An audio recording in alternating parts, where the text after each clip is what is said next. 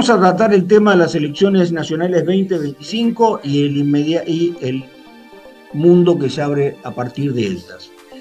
El triunfo de Javier Milei en 2023 parece haber sido la primera materialización efectiva del deseo social de que se vayan todos, enunciado en 2001. Solo así se explica el triunfo de un outsider de la élite política vigente, que además triunfa enarbolando un discurso diametralmente opuesto a las buenas prácticas según se entendían en ese entonces. Ante el evento, el establishment y los analistas, a ambos lados de la grieta, han reaccionado con incredulidad, vacilando sobre si se trataba simplemente de un fenómeno efímero o de un cambio de paradigma que impactaría en forma duradera en la forma de hacer política en nuestro país. Implícita en esta disyuntiva se hallan dos escenarios.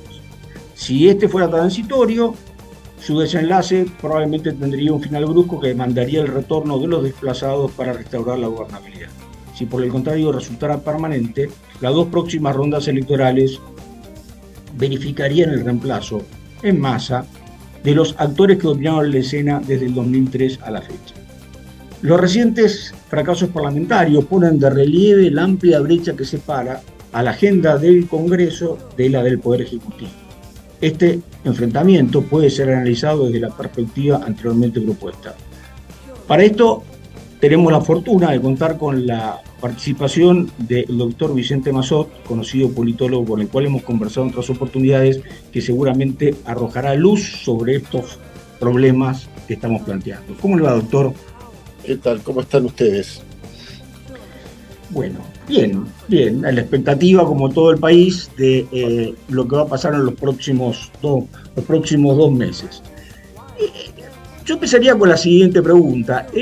¿La situación de enfrentamiento que estamos viviendo entre el Congreso y el Ejecutivo es consecuencia de derroteros profundamente divergentes o se trata de un enfrentamiento que puede ser explicado en la impericia o el desinterés por la política, digamos, que muestra el Ejecutivo en su accionar diario? Me parece que hay un poco de las dos cosas. Nadie puede obviar en un análisis la grieta existente o las diferencias que existen entre lo que postula el Poder Ejecutivo y lo que podríamos llamar, a falta de mejor término, el ideario kirchnerista. Eso por un lado. Entre el oficialismo y los grupos opositores más, si se quiere, radicalizados, hace peronismo kirchnerista, existe toda una serie de fuerzas, de grupúsculos, de partidos, ninguno con demasiada musculatura legislativa, que en realidad no pueden ser explicadas su dimensión ni su desenvolvimiento si uno los hermana con los kirchneristas o con los libertarios. Están en lo que se llama en la jerga de la calle Corea del Centro.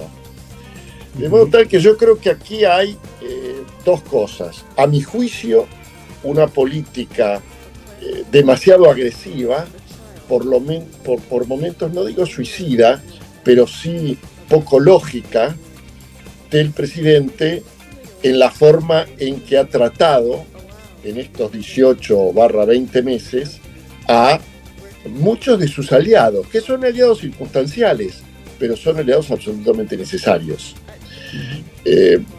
No todas las derrotas que sufrió el Poder Ejecutivo pueden ser explicadas con base en esta agresividad, a mi juicio, desdichada de Milei, pero algunas, sin lugar a ninguna duda, sí. Es más, en más de una oportunidad, y creo que la última confesión respecto de este tema es de Loredo, y de hace pocas horas, donde dice, nos insulta, nos agravia, y de alguna manera después nos pide el apoyo. Este es un dato de la realidad, no se puede desmerecer, no se puede ocultar. Ahí hay una razón. La otra razón es que un intento como el de Milei, que es de hacer una revolución en la República Argentina. La Argentina ha conocido entre el siglo XX y lo que llevamos del XXI dos revoluciones, la revolución del voto, la revolución que hace ingresar al país entero, el país que puede votar como sujeto activo. Antes eso no existía, digamos, la República Conservadora, contra sus innumerables méritos, no era todavía, en la explicación de Alberdi y de Mitre, era una república posible, pero no una república verdadera, en la medida en que faltaba el dato democrático puro y duro. Ahí hay una primera revolución. La segunda revolución es lo que yo llamaría la estatización de las masas, por llamar de una forma, que es el peronismo. Y desde entonces muchos procesos militares, civiles, se han arrogado, digamos, la facultad de definirse como revolucionarios. Ninguno lo fue. Bueno, Milei quiere poner patas para arriba un tinglado que nos ha llevado a un desastre. Y eso es un intento revolucionario que genera y va a generar, por razones obvias, vulnera un sinfín de intereses creados, reacciones. De modo tal que yo le diría, lo que estamos viendo es producto de dos cosas: del abismo que existe entre el programa revolucionario de Milei y aquellos que se aferran a intereses creados, por un lado, y por el otro lado, en parte, a mi juicio, una política no siempre clara ni lógica de los libertarios respecto de sus aliados circunstanciales. Bien, en esa línea, doctor, hay una crisis de representación, al menos en el tiempo, digamos. El Parlamento hoy representa una Argentina distinta a la que votó en 2023. Corea del Centro es, de alguna forma, la evidencia física, digamos, de esa asincronía entre el Poder Ejecutivo y el Poder Legislativo. ¿Usted cree que estas elecciones legislativas van a contribuir a delinear con mayor claridad los intereses representados en el Congreso? O sea, vamos a ver menos Corea del Centro y más de las dos Coreas reales. Digamos, de lo que yo llamaría las Coreas radicalmente antagónicas. Uh-huh. Creo que vamos a ver más de eso, porque aún sin saber los resultados, uno supone que a simple pluralidad de sufragios, y eso inmediatamente se traduce en mayor cantidad de diputados y de senadores, la Libertad Avanza, en comparación con el 2023, va a ser una elección legislativa importantísima. Hoy tiene 6 senadores, hay quienes presumen, de acuerdo a distintas encuestas, que puede llegar a un total de 20 o 21. Es una enormidad. Y hoy tiene 34/40 diputados, porque hay un grupo radical que se le unió, y según algunos cálculos podría llegar como mínimo a 80, de modo tal que hay un crecimiento, no digo exponencial, pero muy importante. Eso lo va a hacer a expensas parte del peronismo, parte del radicalismo, parte del PRO, con lo cual esto que llamamos los grupos o las banderías que conforman la Corea del Centro, me parece que se van a achicar. Va a agrandarse la Libertad Avanza y creo que va a decrecer, aún siendo una fuerza que va a seguir siendo poderosa, el kirchnerismo. ¿Qué constituye una elección exitosa desde el punto de vista del gobierno? ¿Qué haría feliz al presidente al día siguiente? Yo creo que cualquier número arriba del 40%, se dice fácil, pero hay que sacar 40%, sí. Se me ocurre que lo dejaría contento a Javier Milei. En este orden de cosas me parece que hay que hacer una disquisición que no siempre se hace. No digo que sea algo que lo inventé yo, pero que no se puede dejar de lado porque me parece que es esencial. Hasta aquí, en términos legislativos, y dada la poca musculatura de la Libertad Avanza, tanto en la Cámara Baja como en la Alta, el desafío de Milei, más que pasar leyes, pensando en las reformas estructurales, era tratar de, a través del veto, lograr con 85, 87 voluntades impedir que su programa quedase varado por la decisión de unas fuerzas mayoritarias que estaban en su contra. Es decir, el veto en estos 2 años fue fundamental, y en realidad fue más las veces que ganó Milei que las que perdió. Ahora, a partir de octubre, o mejor dicho, a partir de diciembre, cuando cambie la conformación de las 2 cámaras, ya no se va a tratar de vetar. El gran desafío que tiene el gobierno, el oficialismo, en los últimos 2 años de gestión, y sobre todo en el año 26, porque el 27 es un año presidencial. En marzo se largó la campaña, y olvidémonos de reformas estructurales. Quiere decir que el año 2026 es un año clave para 3 reformas que hay que hacer, o por lo menos hay que comenzar a hacerlas: la previsional, la impositiva y la laboral. Ahora, José, para eso el veto no basta. El veto casi diría, no importa, necesito los votos, no los votos para el veto, sino los votos 130, 135, 140, que me van a permitir hacer reformas que hasta aquí no intentó nadie, y los pocos que tímidamente lo intentaron, fracasaron. Entonces, ¿qué es ganar y qué es perder? Yo diría que la condición necesaria es pasar de 40 a el número mágico del veto, 85, 87. Pero es condición necesaria. La suficiente para una gestión exitosa es más que eso. No sé si es 90, 100, 110 o lo que fuese. Partiendo de la base que, aun cuando los libertarios hiciesen la mejor elección del mundo, nunca van a poder ser mayoría, tener quórum propio en el Senado. Pueden pasar de los 6 de hoy a 21 como máximo. Es una enormidad. Pero va a seguir siendo una segunda minoría. Y lo mismo sucede en diputados. Nunca va a poder alcanzar el número que le permita tener quórum propio. De modo tal que ahí hay una diferencia entre los 87, que es el mínimo indispensable, y los 100 y pico, 130, que va a determinar, o que se va a definir en función de si uno gana por 35%, 40% o 45% o 48%. Eso es muy difícil de determinar.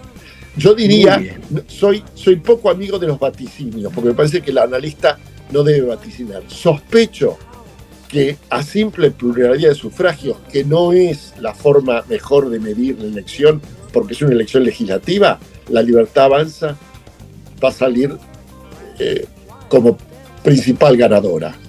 En términos de cuántos diputados tenía y cuántos va a haber ganado, también va a ser la primera fuerza. Y en el Senado también va a ser la primera fuerza. De eso no me cabe ninguna duda. Tendría que acusarse un imponderable de una magnitud inusitada para que Milei perdiese las elecciones, para que el kirchnerismo le ganase.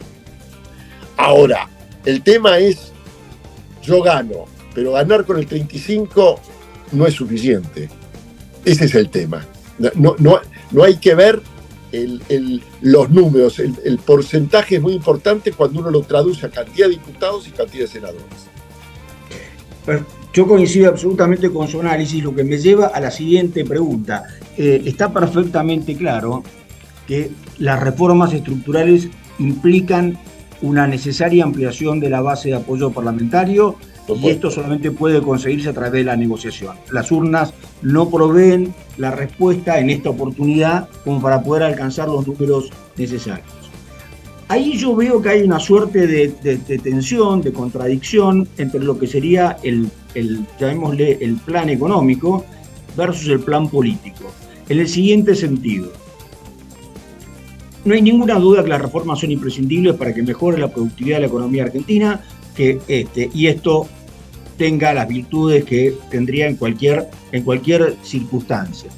Pero si usted tiene como plan político ser el único referente del centro derecha de la República Argentina, a lo mejor estas negociaciones, que implican obviamente concesiones, reconocimientos en el Parlamento, a los gobernadores, a distintas figuras, bueno, pueden colisionar con el objetivo político de que usted sea la figura excluyente, digamos, dentro del panorama político argentino. Esa tensión entre lo deseable de lo económico versus lo deseable de lo político va a tener que resolverse. ¿Cuál es su sensación? Primero, su sensación es, ¿existe esta tensión o es una exageración mía? Y si existe, digamos, ¿cómo ve usted que esto se va a resolver? Yo no sé si existe, yo no sé si va a existir después de octubre, porque sospecho que las fuerzas que hasta aquí han acompañado a Milei en mayor o menor medida y han hecho un gran esfuerzo porque han tenido que tolerar un sinfín de agravios, seamos honestos al respecto. Totalmente. Van a quedar reducidos a su mínima expresión. Uno sospecha que el PRO va a ser un partido, no digo de segunda categoría, pero que no va a jugar en las grandes ligas, no va a tener demasiado poder de decisión. Otro tanto sospecho que le va a hacer pasar a la Unión Cívica Radical.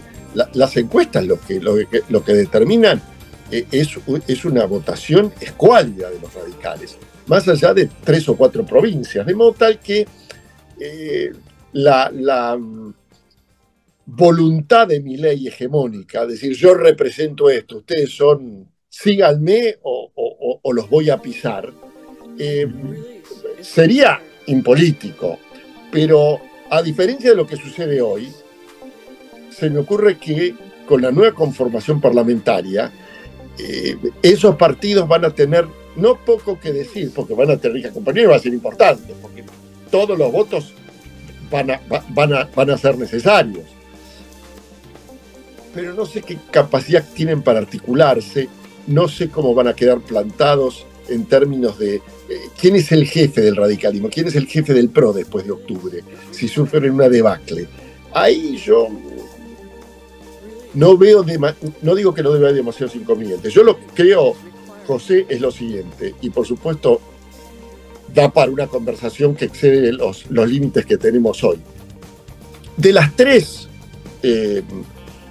reformas, yo creo que hay una a priori que difícilmente se pueda acometer, que es la previsional.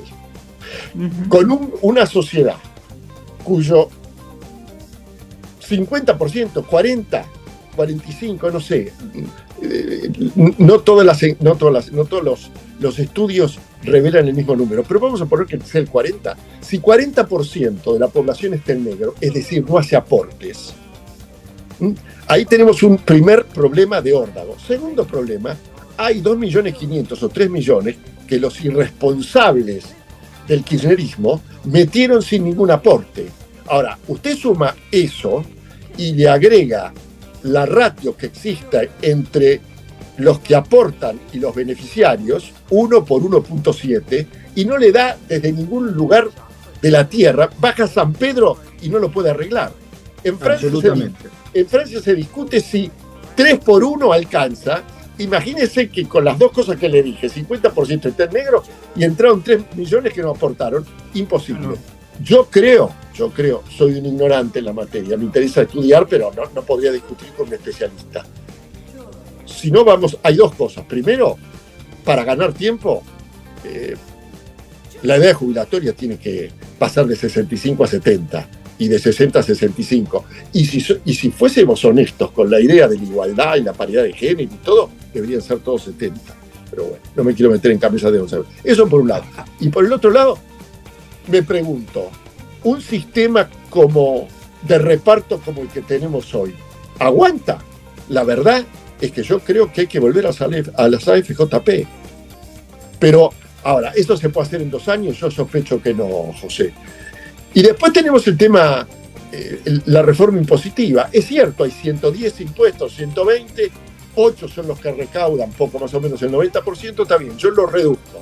Bárbaro, me parece que hay menos burocracia, menos trámite. Ahora, desde el punto de vista de los impuestos, 1 o 120, la pregunta es, ¿qué elimino yo de impuestos? No es la cantidad. Es decir, el peso, si el peso está sobre 8, que es el 90%, voy a eliminar alguno de esos 8. Yo sospecho que con esto de gasto público es muy difícil hacerlo, pero son preguntas que me nacen a mí. La tercera reforma, que es la fundamental, es la laboral. Y la laboral que va a suscitar una serie de reacciones fenomenales. Pero para eso sí puede haber tiempo a los efectos de lograrlo. ¿Qué se requiere? Y se requiere el quórum más uno, digo, o el quórum. Tener la mitad más uno para pasar ese tipo de leyes laborales que ponen patas para arriba un tinglado que nos ha llevado a una catástrofe. No hay plan de Milei que pueda prosperar en el tiempo si no es con arreglo a un cambio de la productividad argentina. La productividad argentina, en buena medida, entre otras cosas, hay que modificar de raíz la legislación laboral y la justicia laboral. Ahora, todo esto, insisto, se dice fácil, es muy difícil, requiere tener los diputados y senadores para acompañarlo. Eso requiere realismo, requiere capacidad de negociación, requiere no agraviar y al mismo tiempo requiere algo que a veces no condice con el tachín de lo políticamente correcto. No, las cosas hay que hacerlas por consenso. No se pueden hacer por consenso. El 100% no puede llegarse nunca a estar de acuerdo en una cosa por el estilo. Esa es la verdad. Aquí hay una grieta fenomenal y hay que ganar por mayoría, punto. Sí. Bueno, usted señala, y creo que es muy interesante, en términos de incentivos para buscar ampliar los consensos necesarios para poder llegar con lo justo, pero llegar, es que en este caso, a diferencia de lo que ha pasado en los primeros 2 años, la recompensa, que sería hacer una al menos de estas grandes reformas, es muy importante. Y eso debería disciplinar, digamos, los ímpetus autoritarios y descorteses, digamos, que nos han creado tantos problemas en estos 2 años. Yo querría concluir, si usted me permite, con una reflexión sobre el rol de la oposición. Yo creo que es difícil encontrar en la historia argentina, definitivamente en la historia democrática reciente, una situación de indigencia intelectual y práctica mayor que la que aqueja hoy a la oposición en general, a la oposición, particularmente a la oposición peronista. Hay una crisis narrativa, una crisis de iniciativas para volver a vincularse fuera de la tribu de los incondicionales, que es extraordinaria. Además, la actividad política se sigue llevando adelante a través de personas totalmente desgastadas. Cuando uno mira en el caso del PRO, Juntos por el Cambio, bueno, la actitud ha sido fundamentalmente, en el caso del PRO, digamos, subsumirse dentro de la Libertad Avanza para evitar quedar expuestos a una situación muy desfavorable en el momento. Exacto. ¿Usted cree que hay espacio para que vuelva a haber alguna vitalidad en el mundo de la oposición de acá al 2027?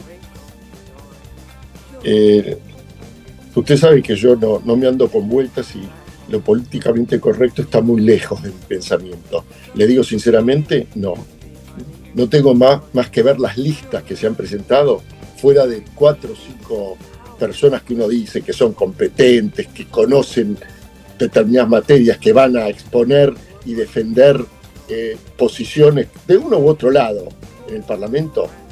La mayoría son unos cachivaches. Y esto incluye a todos.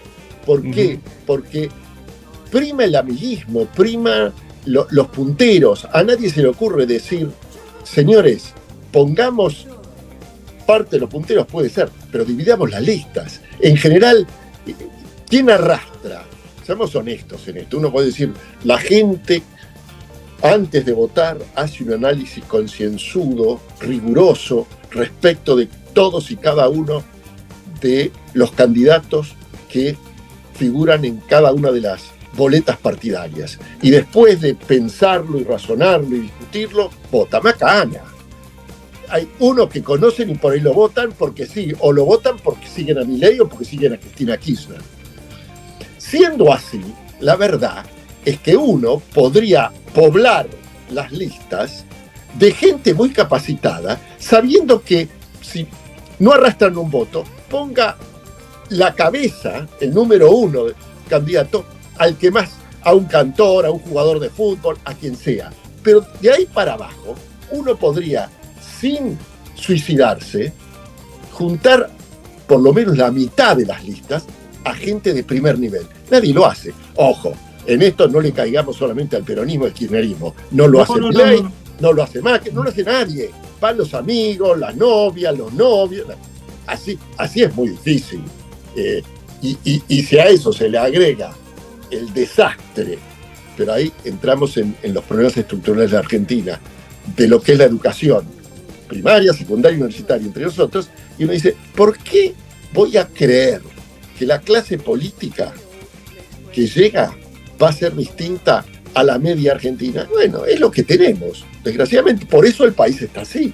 No solamente por los políticos, porque los políticos no cayeron de Marte, José. Son, en definitiva, el resultado de un pueblo soberano, así reza nuestra Constitución y así creen muchos. El pueblo soberano elige a sus representantes. Bueno, acá tenemos los representantes.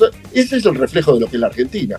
De modo tal que yo creo que en 2 años, lamento decirlo, creo que hay muy pocas posibilidades de eso modificarlo. Lo que no quita, porque creo mucho más en un poder ejecutivo fuerte con claridad de metas, que es lo que tiene Milei.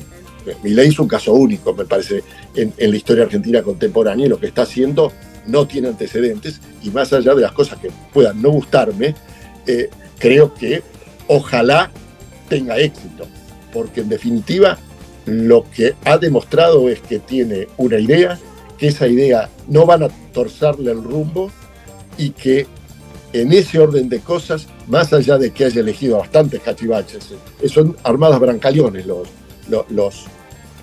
bloques de la Libertad Avanza, en términos del Poder Ejecutivo, me parece que la dupla, si usted quiere, Toto Caputo, Sturzenegger, Presidencia de la Nación, con el complemento muy importante de seguridad de Patricia Bullrich, ahí hay un núcleo duro muy diferente y mucho mejor que cualquiera de los que hemos conocido antes en los últimos 30 o 40 años.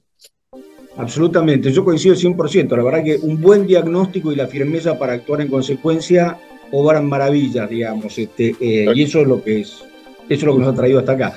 Doctor, lo dejo en paz, le agradezco un montón y espero volver a molestarlo después del 26 de octubre para que charlemos ya de lo acontecido y elaboremos acerca de esta última parte de la conversación sobre si lo que tenemos es lo que somos, lo que nos merecemos, o es simplemente una mala decisión de ideas rectoras hace 80 años.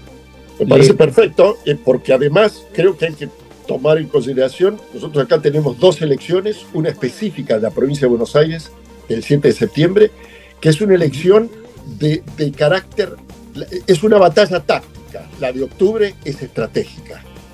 Va a definir los 2 últimos años de gestión de Milei, y me parece que de alguna manera comienza a jugarse la posibilidad de una reelección en el 2027. Doctor, le agradezco muchísimo. Un placer conversar con usted, como siempre. Gracias. Muchas gracias a ustedes.